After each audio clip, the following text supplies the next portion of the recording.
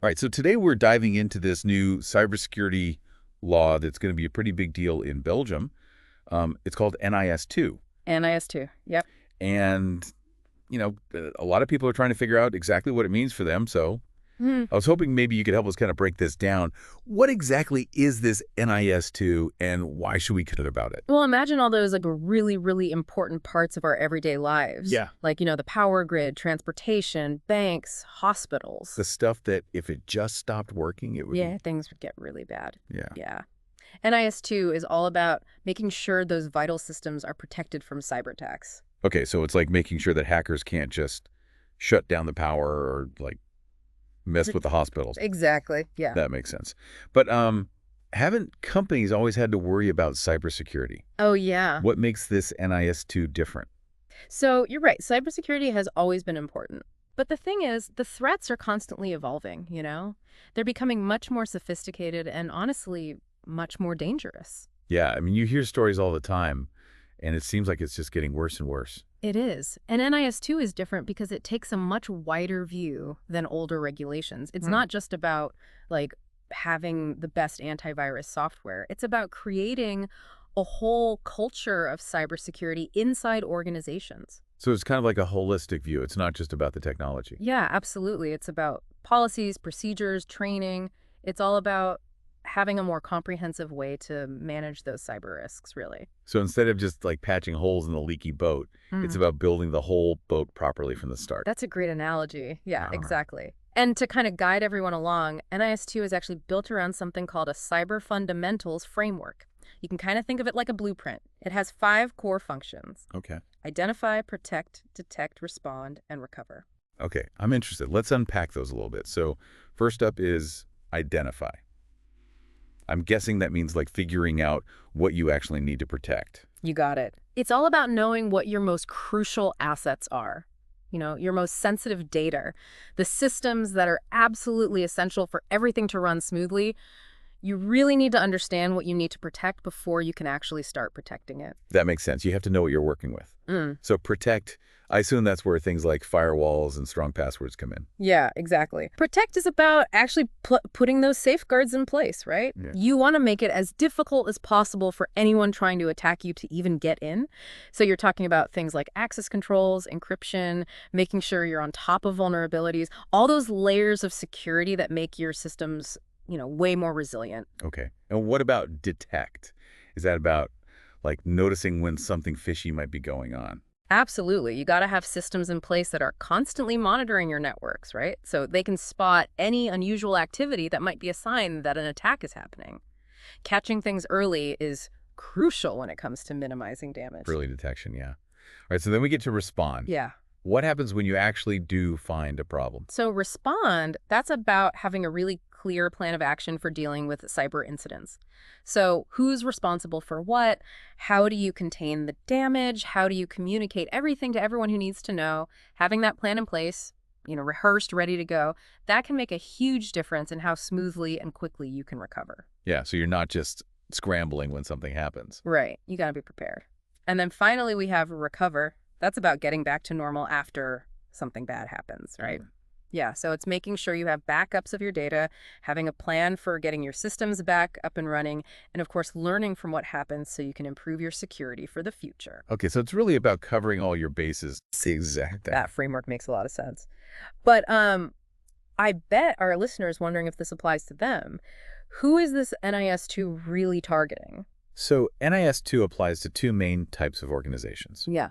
The ones that are considered essential and the ones that are considered important. Okay. Essential organizations, these are the ones where if they're disrupted, it's going to have a major impact on society as a whole. Got it. So think about like energy suppliers, big transportation hubs, those key financial institutions, hospitals, things like that. Yeah. Okay. And then you have the important organizations. They provide services that are definitely crucial, but the impact of disruption maybe wouldn't be quite as immediate, wouldn't be felt quite as widely. Yeah. Okay. So you're looking at things like postal services, waste management, food production, things along those lines. Okay, that makes sense. But what about like smaller businesses? Is this just for the big players? No, actually, size doesn't really matter here. If you're providing a service that falls under those essential or important categories, NIS2 is probably going to apply to you, no matter how big or small your company is. Wow. Okay. So there's no hiding for small businesses. And it's not just about individual companies, right? There's this whole concept of like supply chain security as well. You're absolutely right. Think of it this way. If you supply parts or services to a company that falls under NIS2, well, you're part of their supply chain. And if your security isn't up to par, that can create a weak point for the whole chain. So NIS2 also aims to make sure that organizations are managing their supply chains properly, making sure their partners and suppliers are all taking security seriously too. Okay, so it's a pretty wide net then. It is. A lot of organizations are going to need to get on board with this, but let's get down to the nitty-gritty. What are the actual obligations under NIS2? What do organizations actually have to do? Well, the first thing is, if you fall under NIS2, you've got to register with the folks in Belgium who handle cybersecurity. This basically lets them know that you exist, that you're aware of what you're supposed to be doing. Right, so it's like checking in and saying, hey, we're here and we're ready to take cybersecurity seriously. Exactly, yeah. And I imagine there's a deadline for that, right? Oh, absolutely. For most organizations, the deadline to register is March 18th, 2025. However, there are some digital service providers. They have a slightly earlier deadline, December 18th, 2024. Okay, so mark your calendars. But obviously, that registration is just the first step, right? Right. What about the actual cybersecurity measures? What do organizations have to put into place? That's the core of it, really. NIS2 outlines 11 minimum measures that organizations need to implement. Think of these as the fundamental building blocks for having a strong cybersecurity posture. 11. Wow, that's a lot. Maybe we can highlight some of the most crucial ones. Absolutely. One of the big ones is risk management. So organizations need to be doing regular risk assessments to, pinpoint their vulnerabilities, figure out the potential impact if they were to be attacked, and put the right controls in place to mitigate those risks. So it's like knowing where your weak spots are and then strengthening them. Exactly. Another key measure is incident handling. So organizations need to have a very clear plan for what to do if a cyber attack actually happens. Detecting the incident, containing the damage, recovering systems, communicating with everyone who needs to be in the loop. So you're prepared when things go wrong. Yeah. Not just hoping it never happens. Exactly, yeah. And then you have specific technical measures like using strong cryptography to protect sensitive data, implementing multi-factor authentication, that's to make unauthorized access a lot harder, and having secure systems for managing your passwords. Okay, so some of that sounds pretty technical. Could you maybe give an example of what multi-factor authentication looks like in real life? Sure. Think about when you log into your online banking. Yeah. It's not usually just your password, right? You might get a code sent to your phone, or maybe have to use a fingerprint scanner. That's multi-factor authentication. It basically adds that extra layer of security by requiring you to prove who you are in a couple of different ways. So it makes it a lot harder for someone to, impersonate you and get into your stuff. Exactly, that's the point. And that's just one example of how NIS2 gets really specific about cybersecurity. All of these measures, whether they're technical or procedural, it's all about reducing that risk of cyber attacks and making those essential services more resilient. Okay, that gives us a good picture of what organizations need to be doing. But let's switch gears for a second and talk about what happens if they don't comply. What are the consequences of ignoring all of this? Oh, there are definitely consequences. The people in charge, they have the power to do inspections to make sure that organizations are actually meeting those NIS2 requirements. If they find something's not right, they can issue warnings and demand that the organization takes action to fix things. So it's not just a suggestion. They're going to check up on you. They will. And if an organization just keeps failing to comply, or if the violation is really serious, they could be facing some pretty hefty fines. Yikes. How hefty are we talking here? Well, depending on how bad the violation is, the fines can go up to millions of euros. Oh, wow. Okay, that's definitely a strong motivation to take this seriously. But let's be honest, for some organizations, all of this might feel overwhelming, especially if they don't have a dedicated cybersecurity team or a lot of resources. Where do they even start? What advice would you give them? It's all about taking it step by step. You don't have to try to do everything all at once. The first thing is to understand the timeline. The final deadline for being fully compliant with NIS2 is April 18th, 2027. Okay, so we have some time, but not an unlimited amount of time. Right, and that's why starting early is crucial. I'd say one of the first things to do is to conduct a really thorough risk assessment. Figure out where you're vulnerable, what your most important assets are, what kinds of threats you're most likely to face. Once you have a clear picture of your risks, you can start implementing those 11 minimum cybersecurity measures that we talked about. Okay, so understand your risks and then start putting those core security controls in place. But what about things like incident response and disaster recovery? Those seem pretty complicated. They can be. But there's help out there. The cybersecurity authorities in Belgium, they actually provide guidance and tools that are specifically for helping with NIS2 compliance. And you can find a lot of information online as well. There are templates and best practices for incident response plans and disaster recovery plans. Okay, good to know. And I'm guessing employee training is a big part of this too, right? Human error is often a weak link when it comes to cybersecurity. Absolutely. You could have the best technology in the world, the most comprehensive policies, but if your employees aren't aware of the risks and they haven't been trained on how to avoid them, you're still vulnerable. So, putting money into regular cybersecurity awareness training for every single employee, that's essential. Right, it's about building that cybersecurity culture, not just at the top, but throughout the whole organization. You got it. It's about making sure that everyone understands the importance of security and their role in maintaining it. Exactly. Compliance isn't just about checking boxes off a list and avoiding those fines. It's about building a more secure, a more resilient organization. It's about protecting your data, your customers, your reputation, and ultimately your future. Couldn't have said it better myself. Welcome back. Before we go any further with all of this, I think it's really important to understand why this NIS2 is such a big deal. We talked about how cyber threats are always changing. Yeah, you mentioned that those attacks are getting more sophisticated, but I think it would be helpful to have some examples of what that actually looks like. What are the kind of threats that NIS2 is really trying to address? Well, in the past, a lot of attacks were focused on things like stealing data or maybe, disrupting websites. Yeah, the kind of classic stuff you hear about. Right. But these days, the attackers, they're going after critical infrastructure like power grids, transportation systems, things like that. They're using ransomware to try to just completely paralyze organizations. They lock up the systems and demand huge payments to unlock them. Oh, wow. Yeah.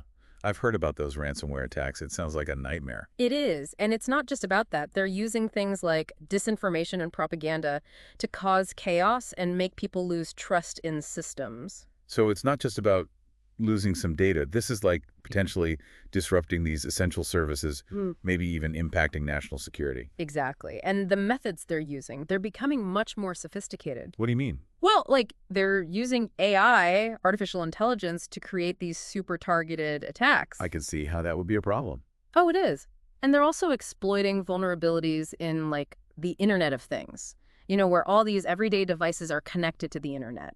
Yeah. And they're constantly coming up with new techniques to try and stay one step ahead of whatever security measures are out there. So basically, the bad guys are upping their game, and this NIS2 is a way for us to fight back.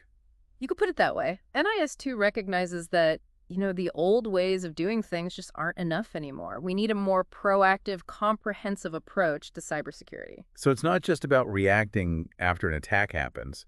It's about trying to prevent them in the first place. Exactly. It's about having much stronger defenses, making it a lot harder for attackers to get in, and of course, having those plans in place for when they do manage to break through. Yeah, makes sense. So those 11 minimum measures we talked about earlier, those are all about addressing those vulnerabilities that attackers are exploiting, right?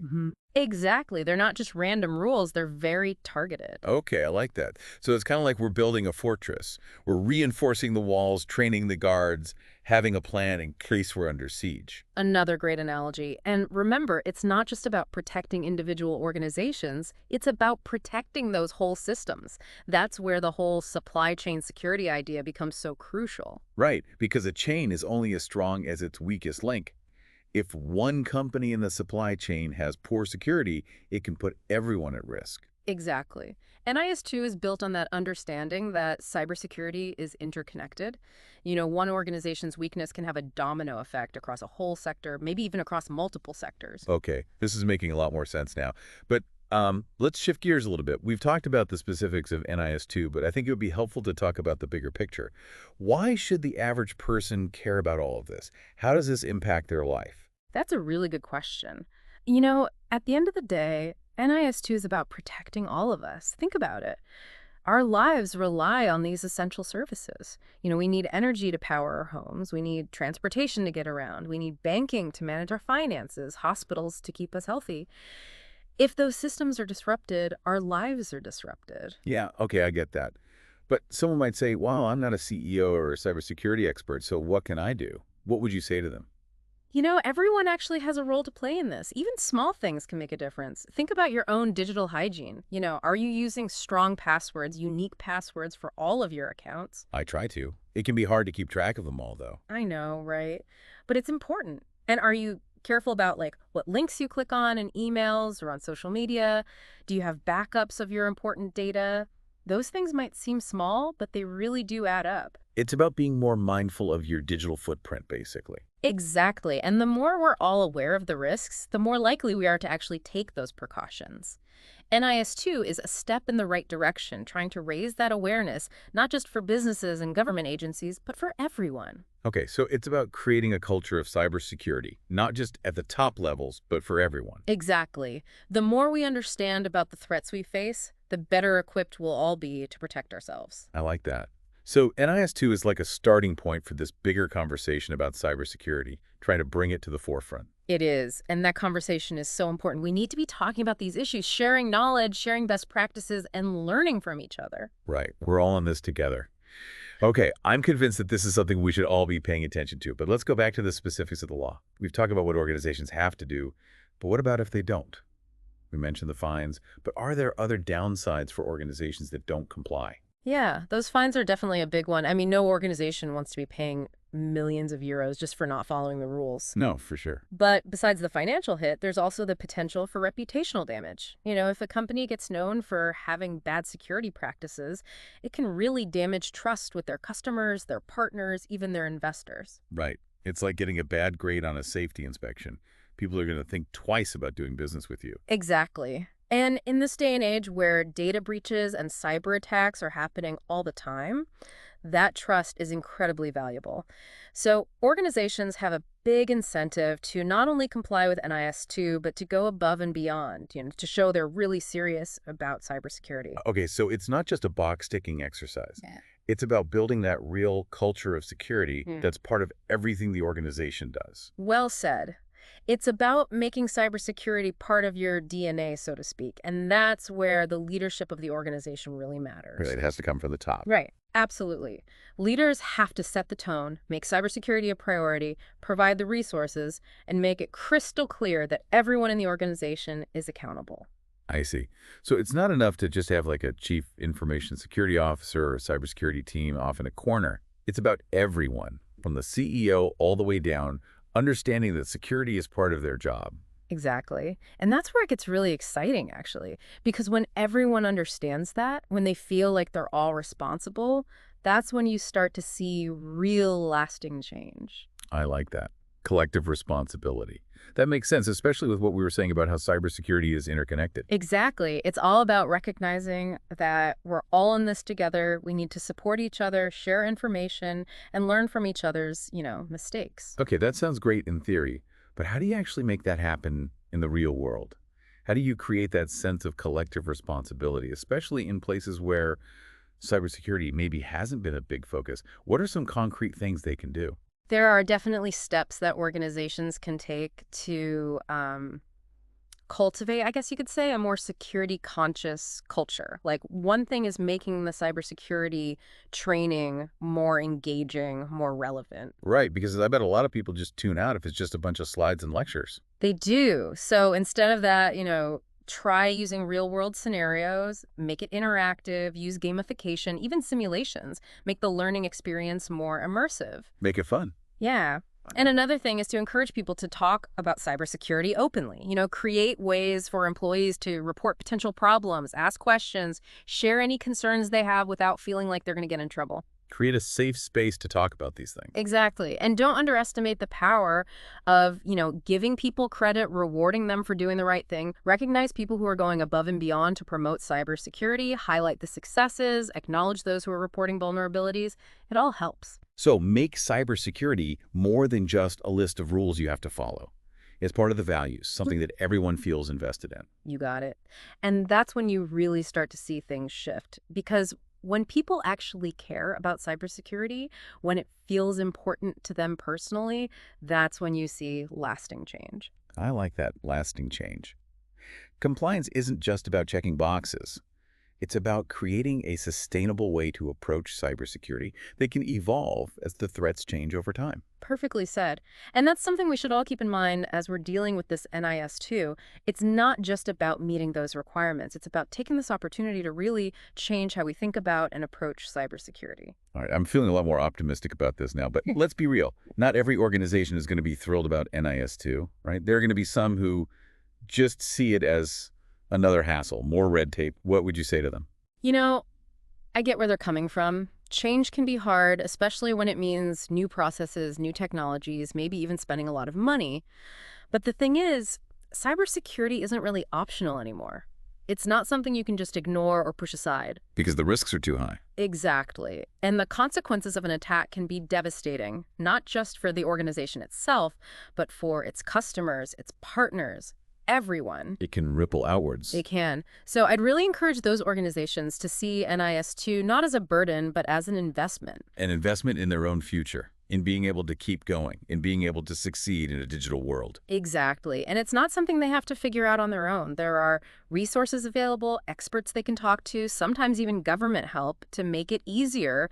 So my advice would be, don't just pretend it's not happening. Face the challenge head on and see this as a chance to create a stronger, more secure organization. Okay, that's a great message.